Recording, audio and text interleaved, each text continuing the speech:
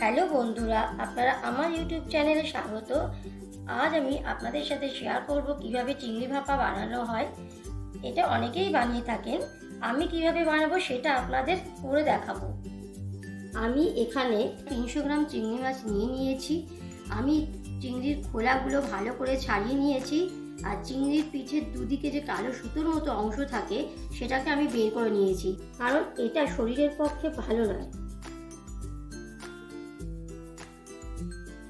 এখন আমি এর মধ্যে 1 চামচ নুন, তার সাথে 1 চামচ হলুদ দিয়ে চিংড়ি মাছগুলোর মধ্যে ভালো করে মাখিয়ে নেব।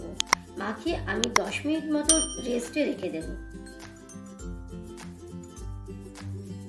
এবারে আমি একটা পেস্ট তৈরি করব। এখানে পেস্ট তৈরি করার জন্য আমি কালো সর্ষে 1 চামচ, সাদা সর্ষে 2 চামচ, 1 চামচ পোস্ত, 2 চামচ টক দই আর 4 থেকে 5টা কাঁচা লঙ্কা আমি নিয়েছি। এবারে আমি মিক্সি জারে প্রথমে কালো সর্ষে, পরে সাদা সর্ষে, তারপরে আমি পোস্ত দিয়ে ঢেলে দিলাম। সাথে 1/4 চামচ নুন দিলাম যাতে সর্ষে বাটাটা তেতো না হয়। সাথে এরপর আমি দিলাম কাঁচা লঙ্কা ও শেষে দই দিলাম। এখানে আমি কোনো জল ব্যবহার করিনি, দেখতেই পাচ্ছেন পেস্টটা কত স্মুথ হয়েছে। এবারে আমি টিফিন বাটির মধ্যে এই পেস্টটা ঢেলে দেব।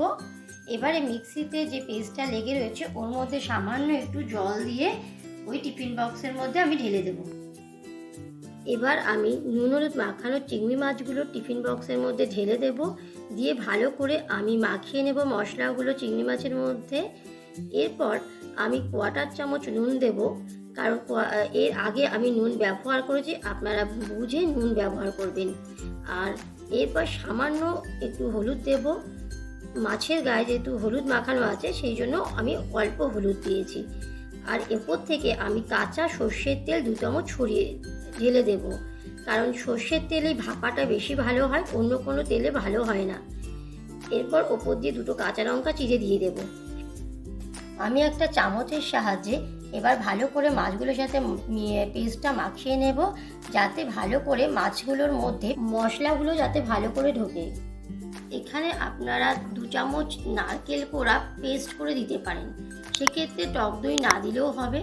নারকেল দিলে টেস্টটা অন্যরকম হয়, এখানে আমি কোনো নারকেল ব্যবহার করিনি।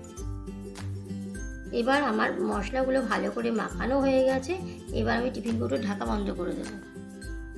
এখন আমি গ্যাসে একটা কড়াই বসিয়েছি। এবার একটা টিফিন কৌটোর ঢাকা আমি এখানে রাখবো স্ট্যান্ড হিসেবে, এবং ওর ওপর আমি টিফিন কৌটোটা বসিয়ে দেবো। এবারে আমি ওপর থেকে জল ঢেলে দেব, এবং স্ট্যান্ড পর্যন্তই আমি জলের লেভেলটা রাখবো, এর ওপরে জলটা যেন না যায়। এবার আমি কড়াইয়ের মধ্যে ঢাকা দিয়ে দেব, এবং লো ফ্লেমে 10 মিনিট রান্নাটা হবে। 10 মিনিট বাদে আমি ঢাকাটা খুলে দিলাম।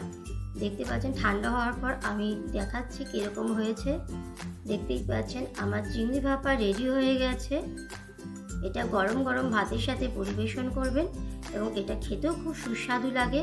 কম সময় কম উপকরণ দিয়ে এই রান্নাটা খুব তাড়াতাড়ি হয়। আপনারা অবশ্যই রান্নাটা বাড়িতে করে দেখবেন। ভিডিওটা যদি ভালো লাগে লাইক ও শেয়ার করবেন, এবং সাবস্ক্রাইব করার অনুরোধ রইল। আমার সাথে থাকার জন্য ধন্যবাদ।